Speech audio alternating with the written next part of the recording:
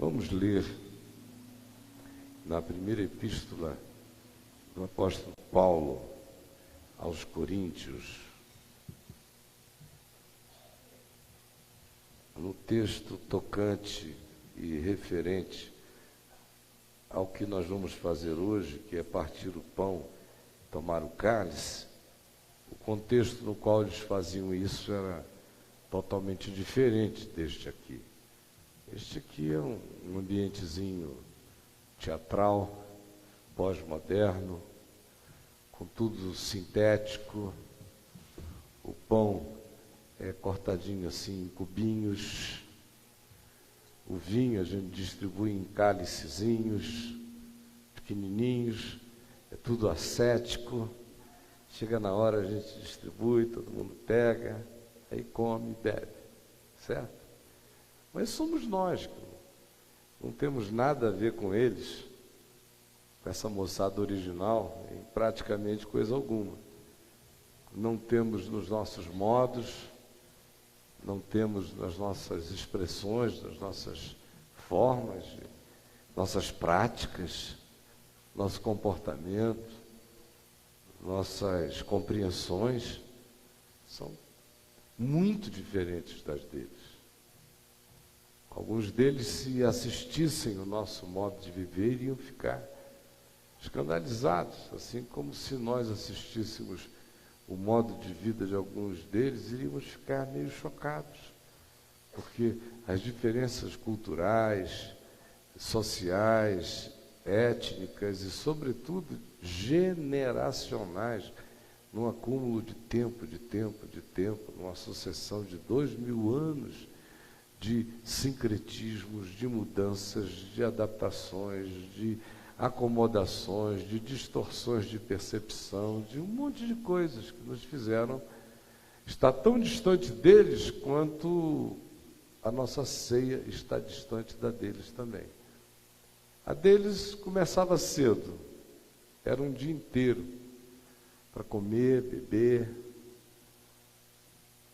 fazer refeição juntos, todo mundo trazia tudo que tinha, super participação de cada um com o que conseguisse amealhar para a sua família e para compartilhar com os demais. E eles tinham essa festa celebrativa da comunhão do corpo de Cristo, numa simbolização bastante expressiva de toda sorte de mutualidade e de comunicação de graça entre pessoa e pessoa. Então, cada um trazia o que podia, de modo que quem tinha pouco não teria pouco, e quem tinha muito não iria ter demais, mas eles iriam compartilhar, e aquele era um momento que sinalizava, que indicava um desejo muito mais profundo de que a comunidade humana, enfim, chegasse à consciência da generosidade, da distribuição, da graça, da participação de todos, aquilo que seja bem comum e necessário à vida. O grito de graça, de troca, de compartilhamento livre e gratuito entre as pessoas, conforme o Evangelho ensina acerca de tudo, era o que se expressava na dinâmica daquele banquete chamado ágape, que eles praticavam. Aí Paulo aqui escreve, dizendo, olha, em Corinto, quando vocês se reúnem para fazer isso, não é para melhor e sim para pior a reunião de vocês.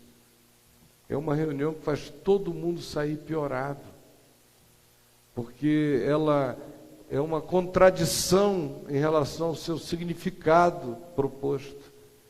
Porque quando vocês se reúnem, vocês se dividem em grupos de importância econômica, de importância social, vocês se dividem em pequenas tribos internas de maioridade, ou de maturidade, ou de importância, ou de relevância visível das participações de vocês no seie no âmbito da comunidade, do grupo, da igreja, elites são formadas e manifestações grotescas acontecem. Há quem se embriague, que traga de casa tanto vinho que tome porre, ao passo que ao lado dele há quem passe fome, assistindo, só porque aquela comida veio da casa dele, está na mesa dele, e não é compartilhado com ninguém. Então vocês fazem com que a manifestação grotesca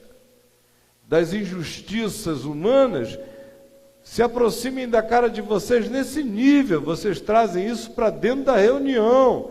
Na mesa ao lado, vocês criam essa agressão à alma, ao estômago, à necessidade, à angústia do próximo. Então, quando vocês se reúnem, não é para melhor, é para pior.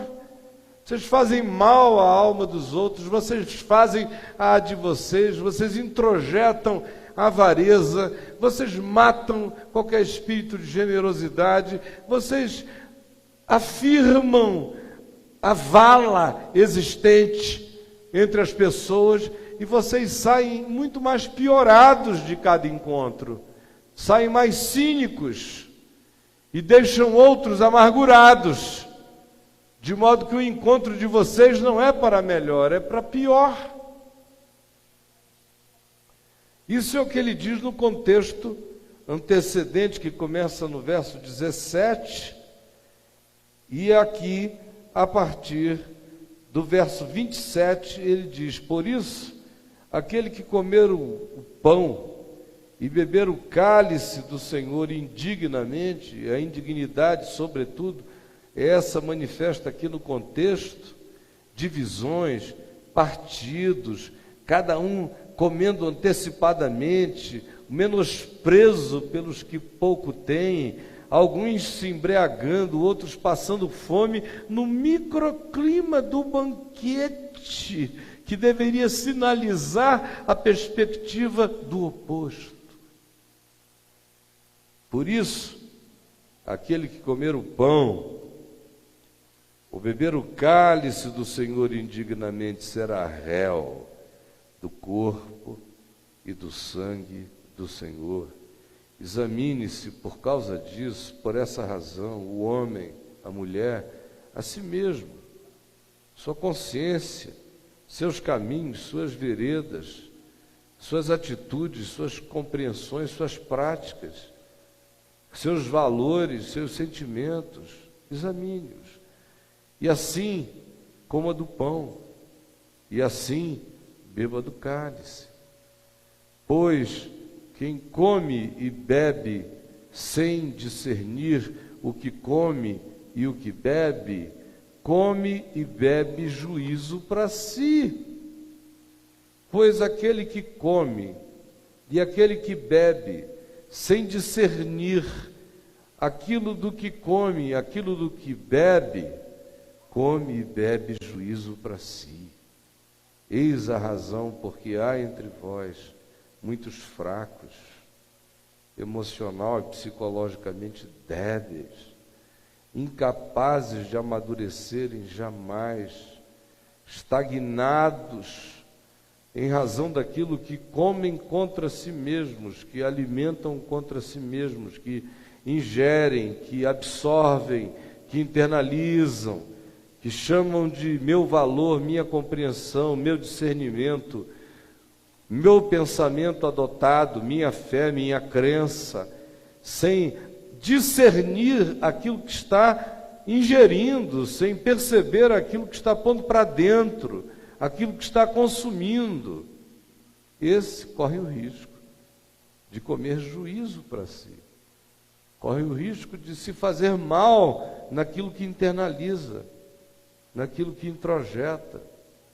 Por isso fica fraco, fica débil, adoece em dimensões distintas do ser, e frequentemente há pessoas que se envenenam tanto, que antecipam em enfraquecimento o dia da sua própria partida, de tão alimentados de veneno que ficaram enquanto comiam sem discernir aquilo que ingeriam.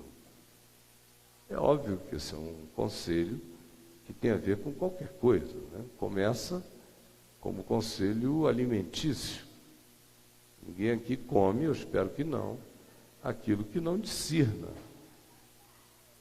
Você pode se dar muito mal se você comer sem discernir o corpo, sem discernir o alimento. Eu estou falando de nutrição. Eu estou partindo do nutricionismo básico, que é o elemento a partir do qual Paulo cria essa ilustração. Quem de vocês é aquele que vai comer indiscriminadamente qualquer coisa sem ver o que está comendo? Pode ser veneno para si. E aí ele transforma essa analogia básica em algo que ganha um aplicativo espiritual. Ele diz espiritualmente a mesma coisa. Ora, se vocês não saem comendo qualquer coisa vida fora sem discernirem aquilo do que se alimentam, como é que espiritualmente vocês são capazes de cometer esse desatino? Sendo que a intoxicação orgânica é infinitamente inferior e menos perigosa para vocês do que a intoxicação espiritual, mental, psicológica, emocional e afetiva. Infinitamente mais delicada é essa intoxicação do espírito, é o envenenamento do ser. Quem come e bebe sem discernir o que come e o que bebe, tanto quanto do ponto de vista da nutrição, do mesmo modo em relação à nutrição da mente, à nutrição da alma, à nutrição do espírito, aquilo que eu chamo de pão, aquilo que eu chamo de alimento, aquilo que eu chamo de algo bom para ingestão. Se eu como a partir de pressuposição, sem discernimento, todavia, se eu for bem servido e bem ajudado, pode ser que eu só receba aquilo que não me faça mal, mas frequentemente nós somos completamente apresentados ao pão disfarçado, ao alimento que não alimenta, que não subsiste para a vida eterna e que apenas tapeia na aparência e no engano, e nós vamos ficando com as receitas falsificadas apresentadas por terceiros e nunca discernimos, e nunca evoluímos, e nunca amadurecemos para perceber o que nós estamos porventura ingerindo.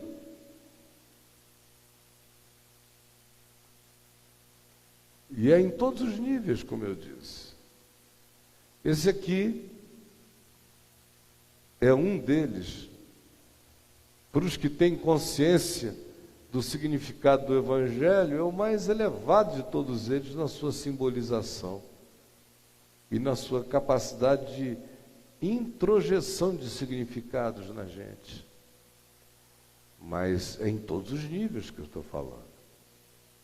Há 2 meses atrás, eu falei um domingo à noite aqui, sobre o fato de que relacionar-se é invocar, é botar para dentro. É o mesmo princípio. A gente come e bebe de todos os lugares possíveis, e na maioria das vezes sem discernir o corpo. Deixando a dimensão da nutrição básica e direta e partindo para a relacionalidade, meu Deus, o que tem de gente aqui que come e bebe espiritual, afetiva e sexualmente, sem discernir o corpo, não é moleza. Só discerne a fachada. Fachada é legal. Aí, bota para dentro. Não discernem. Eis a razão porque há entre vós muitos fracos e doentes, e não poucos os que dormem. Porque a gente vai comendo alimentos relacionais que a gente não discerne. vai se vinculando a pessoas, vai bebendo a largos sorvos o que nos é servido, e não temos a acuidade nem a delicadeza de avaliar e discernir o que a gente está absorvendo, o que aquilo produz na gente, quais as consequências. E quando as consequências se manifestam, quase nunca a gente faz uma leitura de causa e efeito, a gente apenas se impressiona com os sintomas e não nos perguntamos sobre por que aquele sintoma se manifestou em nós, que causas o produziram. A maioria de nós não faz nunca a viagem até as origens, até o gênesis das nossas próprias aflições, e continuamos sem discernir o corpo, sem discernir o que a gente come, e continuamos comendo e bebendo juízo para nós e nos fazendo mal. São muitos os pães que a gente come sem discernimento, muitos os vinhos, as relações que a gente ingere sem compreensão, e são muitas as consequências dessa não percepção, fazendo mal e adoecendo o nosso ser de muitas formas.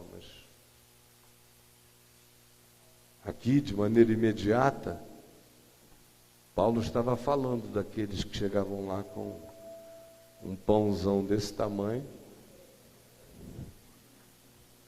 contra um pãozinho desse aqui. Ei, irmão, tudo bem? Aleluia. Está afino um pãozinho desse aqui?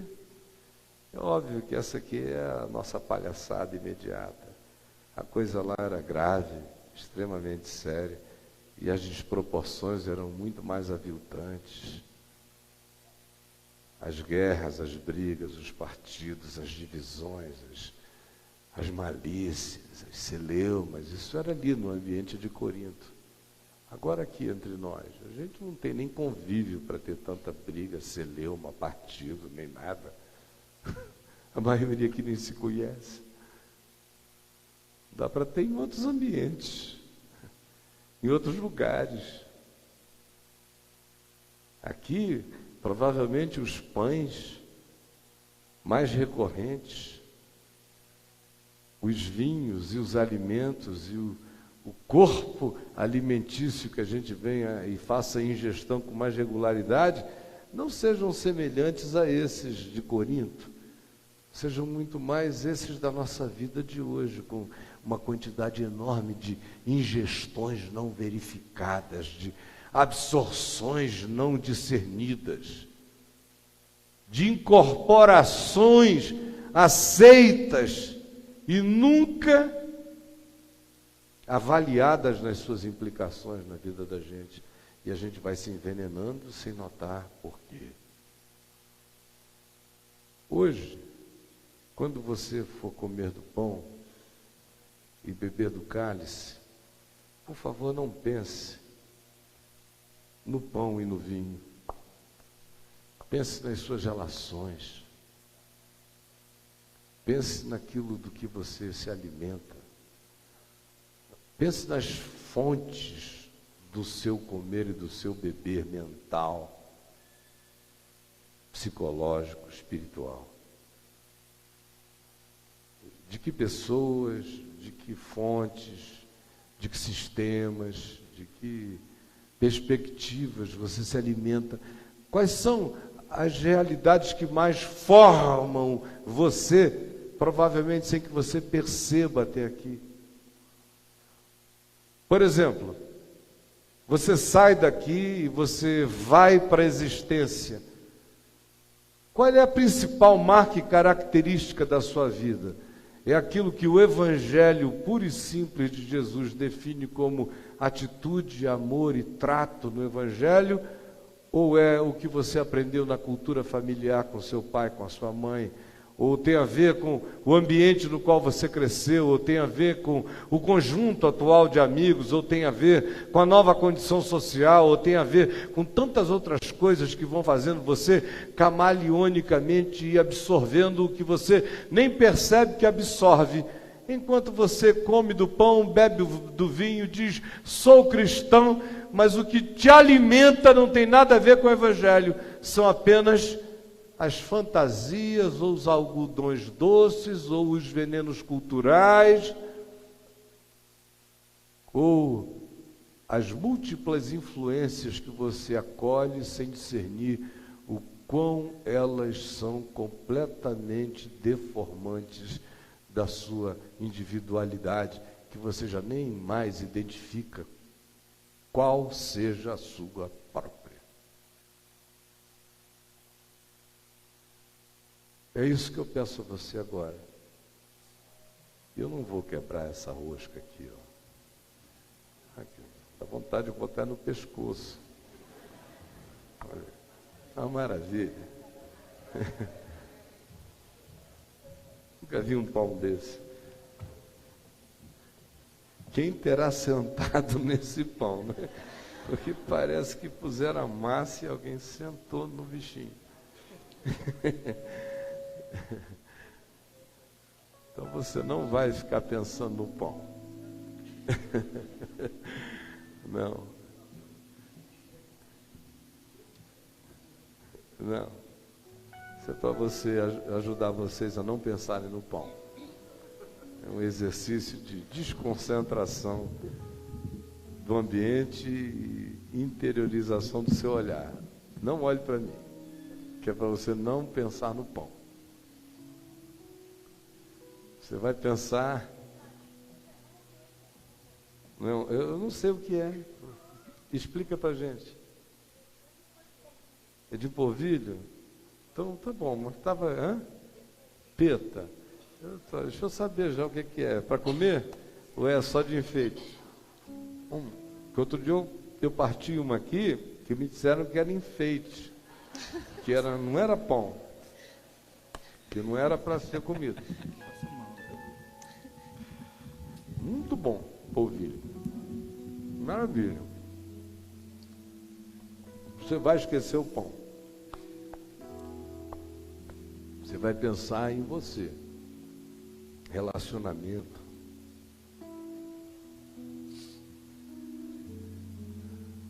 Você já notou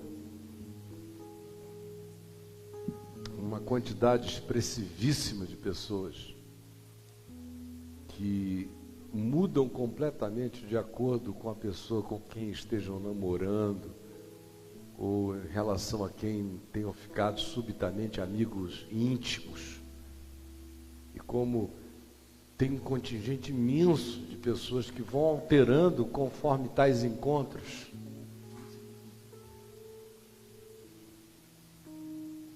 Você olha para a pessoa e por ela você já sabe que tipo de pessoa ela está namorando agora. Pela atitude dela. Porque são pessoas que comem e bebem sem discernirem o corpo e sem perceberem o que aquilo está causando nelas. Assim, em relação a tudo, a maioria de nós faz absorções com uma rapidez imensa e sem discernimento nenhum, e depois fica todo envenenado, porque está comendo e bebendo juízo para si. A pergunta que fica para nós é: o que eu chamo de meu alimento, o que eu chamo de minha nutrição, de meu pão, o que eu chamo de minha comunhão saudável, é algo que de fato carrega os ingredientes da saúde e do amor de Deus segundo Jesus, segundo o Evangelho? Ou eu fiquei tão alienado que estou ingerindo e comendo e trazendo e absorvendo em mim aquilo que eu não discerno, que me faz mal, que me piora? Como Paulo diz: quando vos reunis, irmãos, não é para melhor, mas sim para pior. Quando é que a gente se reúne cada vez mais para pior? É quando a gente vai assimilando ou dizendo amém para o Evangelho, de um lado, e praticando o antagônico na nossa existência. Quando essa dicotomia se instala e eu perco a noção, perco o discernimento, permito a esquizofrenia em mim, de um lado eu digo amém para o Evangelho, de um outro lado eu existo contra ele. Aí quanto mais eu me reúna para ouvir o Evangelho, dizer amém ao Evangelho e, paralelamente a isto, eu pratico o oposto dele, tanto mais eu me reúno para piorar e nunca melhorar, porque o Evangelho que não se faz acompanhar de entrega para encarná-lo com simplicidade, com consciência da nossa relatividade, mas com a sinceridade dessa busca, quando ele não produz isso em nós, o convívio e a familiaridade cínica com ele, fazendo com que a sublimidade do seu anúncio seja tratado pelo nosso cinismo com total indiferença. Quanto mais sublime é aquilo ao que nós nos relacionamos com cinismo, tanto mais piorados nós nos tornamos na nossa própria natureza. Por isso, quem come e bebe sem discernir o corpo, come e bebe juízo para si. Por isso também foi que Pedro disse: irmãos, era melhor que alguns de nós nunca tivéssemos conhecido o caminho da verdade, do que uma vez tendo-o conhecido, tenhamos passado a tratar o que a nossa consciência chama de verdade com o descaso, o cinismo, a indiferença e a atitude de deliberada contradição em relação àquilo que a gente aprova. Bem-aventurado é o homem que não se condena naquilo que aprova. Repita comigo se você quiser. Bem-aventurado é o homem que não se condena naquilo que aprova. Mais uma vez, bem-aventurado é o homem que não se condena naquilo que aprova. Que Deus, obrigado, Chicão.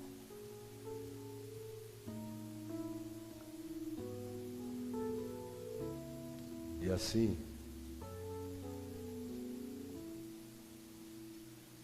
comendo e bebendo com discernimento, sabendo que nós estamos reunidos em torno do pão da vida, do pão da graça, do pão do perdão, do pão da cruz, do pão do sangue de Jesus. Estamos bebendo do vinho dessa aliança eterna, de congraçamento, salvo e redimido uns com os outros. Estamos bebendo ao pão nosso de cada dia, que nos é dado hoje. Estamos bebendo na intenção de que seja assim na terra como é no céu. Estamos bebendo com essa vontade de vivermos assim e não o oposto disso. E queremos admitir na nossa vida pães que carreguem essa natureza. Queremos fazer ingestão desse tipo de graça nos nossos múltiplos vínculos e relações. Então, não negligencie o pão da vida e não o troque por nenhuma imagem, aparência, ou alegação, ou encontro, ou relação, que seja uma contradição em relação à natureza desse pão da vida que comemos em Cristo Jesus. Comamos dele todos.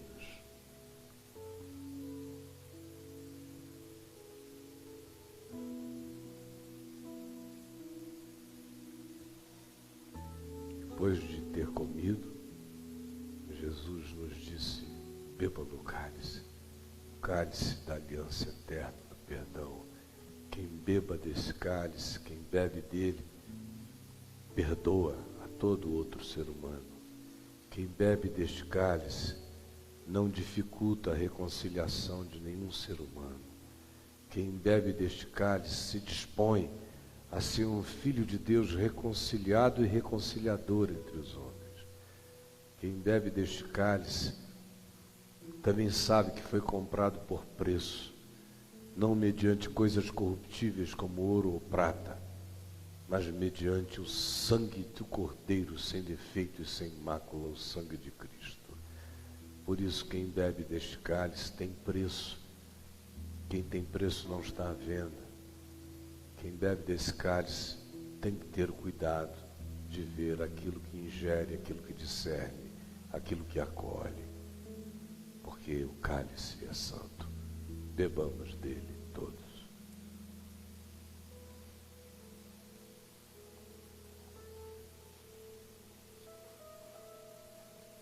Da multidão dos que creram era só um o coração.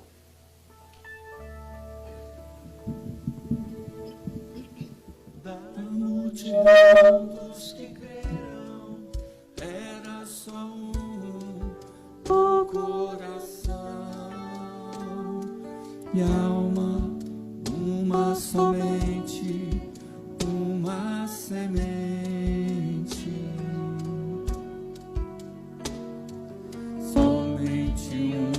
Esperança brotando dentro da gente. Todos nós.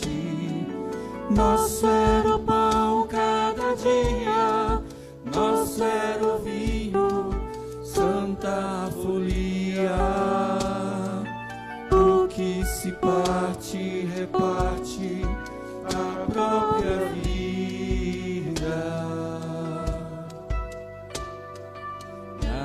Ligado à parreira, vida em comum verdadeira.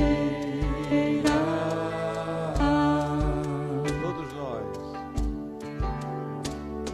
Sempre grande poder, curas, milagres de Deus.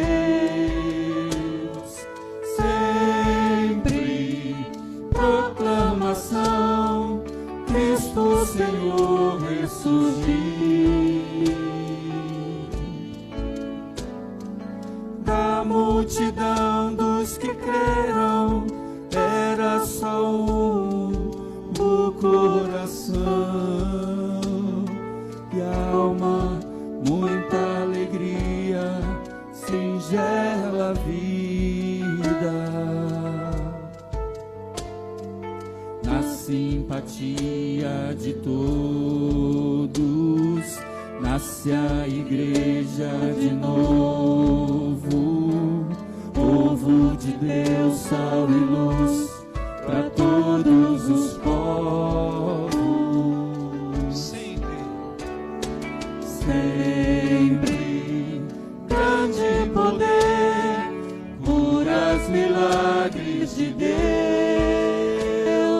Sempre proclamação, Cristo Senhor ressurgiu. Da multidão dos que creram era só o coração, e alma muita alegria, singela vida. A simpatia de todos nasce a igreja de novo, povo de Deus, sal e luz para todos os povos. Povo de Deus, sal e luz para todos os povos. Povo de Deus, sal e luz para todos os povos.